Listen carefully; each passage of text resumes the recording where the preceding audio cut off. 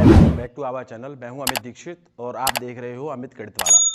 आज हम शुरू करने जा रहे हैं क्लास 6 के मैथमेटिक्स की चैप्टर। नेक्स्ट है आपका चौथा चैप्टर है और लास्ट चैप्टर हमने भिन्नों के बारे में पढ़ा है और भिन्नों के बारे में अच्छी तरीके से पढ़ा हुआ है। जो भिन्न किसे कहते हैं या भिन्नों का सिंप्लीफिकेशन कैसे कर सकते हैं या फिर हम किसी भिन्न को कैसे जोड़ सकते हैं, कैसे घटा सकते हैं, ये चीज़ हमने लास्ट वीडियो में पढ़ी हुई है। और क्लास 6 के मैथमेटिक्स का जो चैप्टर 3 है वो हमने कंप्लीट किया हुआ है भिन्नों के बारे में।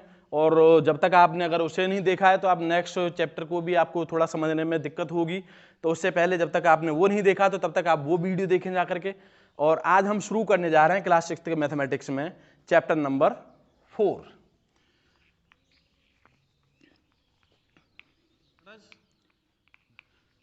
तथा गुणनखंड।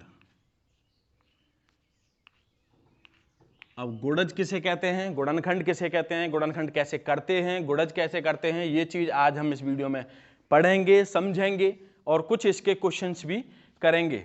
तो पहली चीज, गुणनखंड किसे कहते हैं, गुणनखंड किसे कहते हैं या गुणज किसे कहते हैं या गुणनखंड कितने टाइप के होते हैं, ये चीज आज इस वीडियो में करते हैं हम। तो पहली हेडिंग आपकी गुणज। गुणज कहते हैं मल्टीपल, यानी किसी भी नंबर का हमें पहाड़ा लेना ही गुणज कहलाता है। गुणज मतलब कोई भी संख्या, इसका हम पहाड़ा ले सकते हैं। मान लो कोई भी संख्या आपके पास 4 है और इसके कहने लगूं कि मैं अगर कहने लगा इससे कि इसके 4 के 3 गुणज निकालिए, तो 4 के 3 गुणज का क्या मतलब है कि 4 का 3 बार पहाड़ा ले लीजिए। 4 दूनी 8, 4 तिया 12, 4 चौकू 16, यानी ये 4 के जो नेक्स्ट 3 है ये आपके तीनों गुणज होंगे। इस तरीके से हम गुणज निकाल सकते हैं और इसी को हम गुणज कहते हैं। अब आपकी बात करते हैं गुणनखंड। गुणनखंड का मतलब होता है किसी भी नंबर का तोड़ना ही हम गुणनखंड कहलाते हैं। मान लीजिए अगर ये मेरे पास मान लीजिए चौक है ये, तो अगर इसे मैं कंप्लीट एक चौक समझू, हालांकि मेरे पास 2 हैं लेकिन अगर मैं एक समझू तो इसे मुझे अगर गुणनखंड करना हो तो इसे मैं 2 भागों में तोड़ दूंगा तो गुणनखंड हो गए। अब इसका प्रोसेस क्या है कि मैंने इसे पकड़ा और यहां से इसे निकाल दिया, तो 2 भाग हो गए मेरे, तो ये मेरे गुणनखंड हो गए। अब इस तरीके से मैं किसी नंबर के गुणनखंड कैसे कर सकता हूं। मान लीजिए कोई नंबर है आपके पास 20, इसके मुझे गुणनखंड करने होंगे तो मैं इसके गुणनखंड किस तरीके से कर सकता हूं। इसके लिए वैसे मैंने पर्सनल वीडियो बनाया हुआ है कि गुणनखंड हम कैसे कर सकते हैं। तो अगर आपने वो नहीं देखा तो सबसे पहले आप वो जाकर के देखिए, तब आपको समझ में आ जाए गुणनखंड कैसे करते हैं। फिर भी चैप्टर गुणनखंड है तो मैं आज इसे करता हूं, समझाता हूं अच्छी तरीके से। आई होप समझ में आ जाएगा आपके। अब मान लीजिए अगर 20 है तो गुणनखंड मैं कैसे करता हूं, इस तरीके से। और गुणनखंड में हमेशा इसका प्रोसेस ये है कि मैं अभाज्य संख्याओं से ही इसे काट सकता हूं। और अभाज्य संख्या के बारे में मैंने अच्छी तरीके से पूरी डेफिनेशन दी है। तो अभाज्य संख्या किसे कहते हैं। अभाज्य संख्या वे संख्याएं होती हैं जिनमें एक या खुद से भाग जाए। अभाज्य संख्या वे संख्याएं होती हैं जिनमें एक या खुद से भाग जाए, चाहे कोई सा भी नंबर है।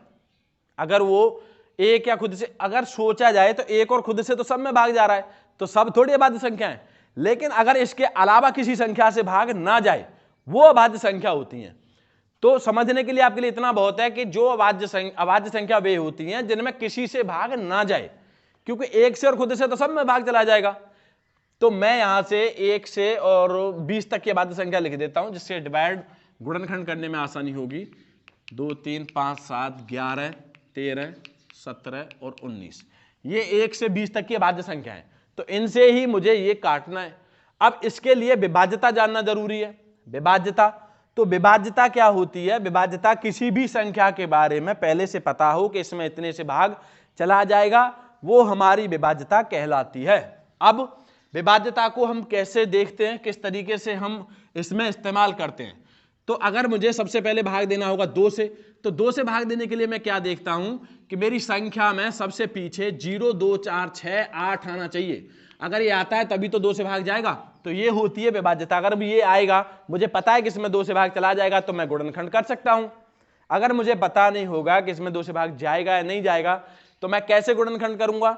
अब इसके लिए इसके आगे अगर इसमें भाग नहीं जाता है तो फिर हम भाग देखते हैं 3 से। 3 की संख्या कहती है कि जो संख्या मुझे दे रखी है उसे मुझे जोड़ लेना चाहिए। जोड़ने के बाद संख्या छोटी हो जाएगी और मैं भाग आसानी से दे सकता हूं उसमें। फिर उसके बाद आता है 5, और 5 की विभाज्यता कहती है कि सबसे पीछे की संख्या में 0 या 5 होना चाहिए, तभी 5 से भाग जाएगा। अब इसमें सबसे पहले मुझे 2 से काटना है, तो 2 से भाग इसमें चला जाएगा क्योंकि पीछे 0 आ रही है। तो 2 से काटूंगा, 2 एकम 2, 0 में ऐसे ही लिख दूंगा। फिर 0 आ रही है, इसका मतलब 2 से फिर चला जाएगा, फिर दूंगा 2 पंजे 10, और 5 मेरी अभाज्य संख्या है। और 5 मैंने तुम्हें बताइए कि अभाज्य संख्या वे संख्याएं होती हैं जिनमें किसी से भाग नहीं जाता है। इसका मतलब इसमें भाग दूंगा मैं 5 से।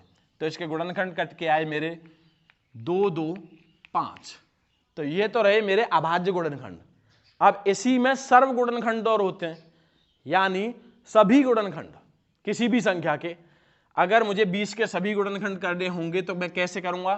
मैं इसमें 1 से और 10 तक भाग दूंगा।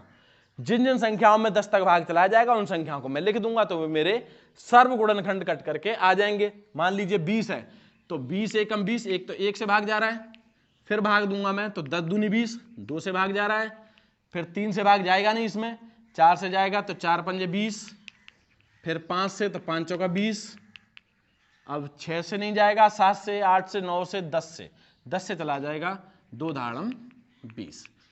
तो इसके अब कोई भी संख्या 1 से 2 बार रिपीट नहीं हो जाए, और ये आपके सर्व गुणनखंड है, यानी 1, 2, 4, 5 और 10 और 20।